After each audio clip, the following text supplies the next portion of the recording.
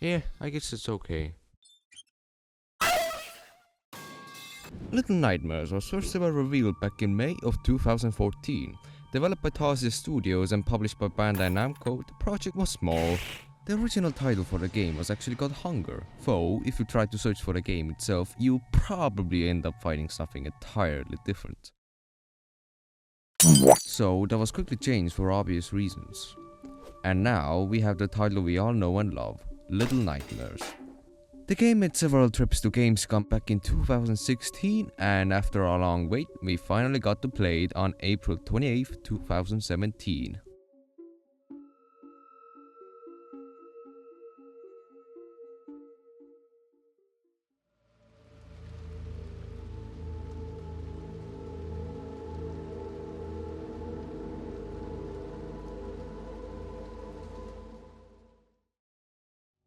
In the games, play as children, who are exploring a dark, corrupt world filled with grotesque monsters, reality-warping entities, and other inhabitants.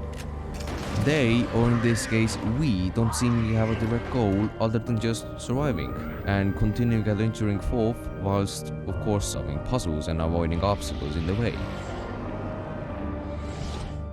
Now, there are 3 main titles in the franchise: Little Nightmares, including a DLC, Little Nightmares 2, and a mobile knockoff, Very Little Nightmares.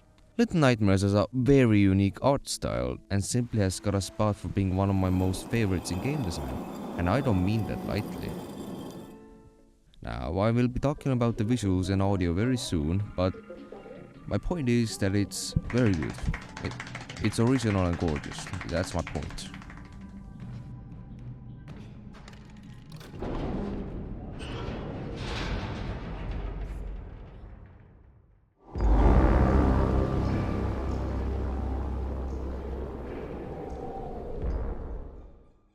There are 3 main games in the franchise, including a DLC called Secrets of the Maw, as mentioned earlier. In Little Nightmares you play as a 9-year-old girl named Six, in Little Nightmares 2 as Mono, and in Very Little Nightmares a young girl nicknamed Raincoat Girl. There is also another character called Runaway Kid, who we play as in the before mentioned Secrets of the Maw DLC. The timeline of Little Nightmares is very easy to pin down. Lore-wise, we first follow the events of Very Little Nightmares, then the second game, which is canonically a prequel to the first game, Little Nightmares 2, and finally we have the first game, Little Nightmares. Now, I won't be getting into lore nor gameplay too much, but that's basically all you need to know for the basics.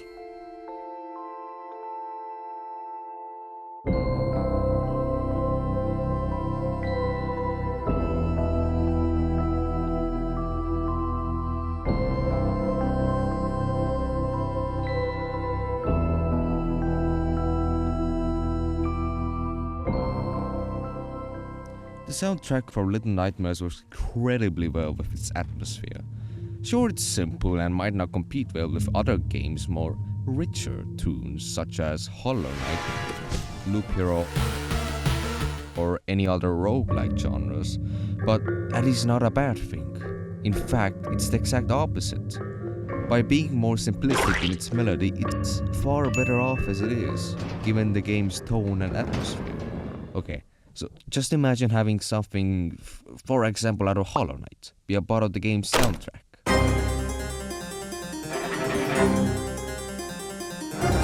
Yeah, it doesn't fit in that well now, does it? Most of the music in Little Nightmares is played during enemy encounters or other important story events, such as entering new and unexplored territory, during a spooky chase sequence, or the aftermath of one. Next up, we got the visuals. It's beautiful. Every single thing in these games is just gorgeous to look at.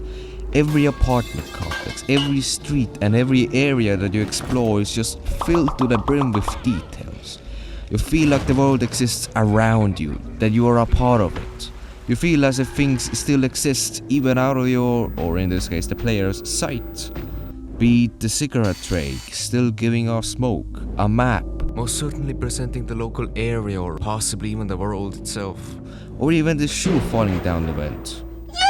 It makes you feel like you aren't bound to just being around these scripted or developed areas, even though you are. Never in a game have I found a map this interesting, and seriously, where did this shoe come from? All of these small little details seriously help with the game's world building. A lot.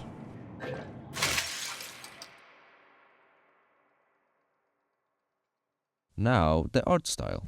If I had to describe the art style of Little Nightmares in 5 words or less, it probably sounds something like this.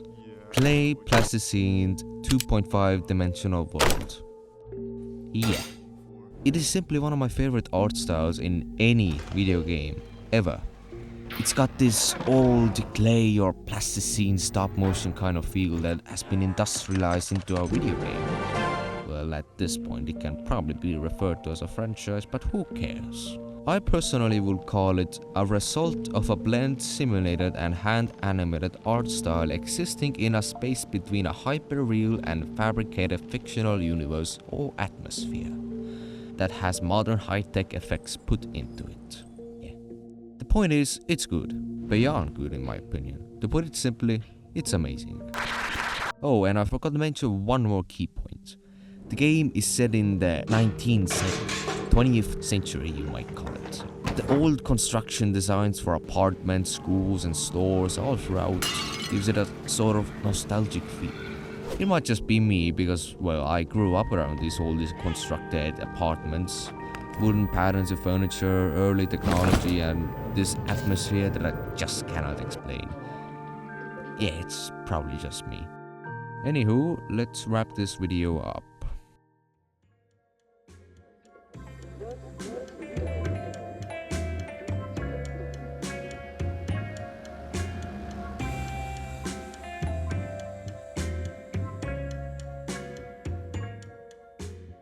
Now, if you already haven't read the title or just not paid attention to it, this is a mini video of a big project. Let me explain quickly. The whole project was and still is definitely very hefty and too big to be finished by the time I present or upload this small version of it. After I get this video out, I will continue working on a big video. I've basically been learning programs, collecting juicy ass material and writing scripts for the past 6 months, I think. It's all a long-term process, so in the end I can just take everything apart and glue everything back together into a big video, if you get what I mean. When do you expect it, you may ask? Well, I'll try to get it out as soon as possible, so probably somewhere in 2071. In the big video I will basically be covering, well, everything that there is to or can be covered, well, to a reasonable extent of course. So yeah, this mini video is basically for quickly giving people the idea of the game and the swift history of it. Alright, that's all. Bye bye.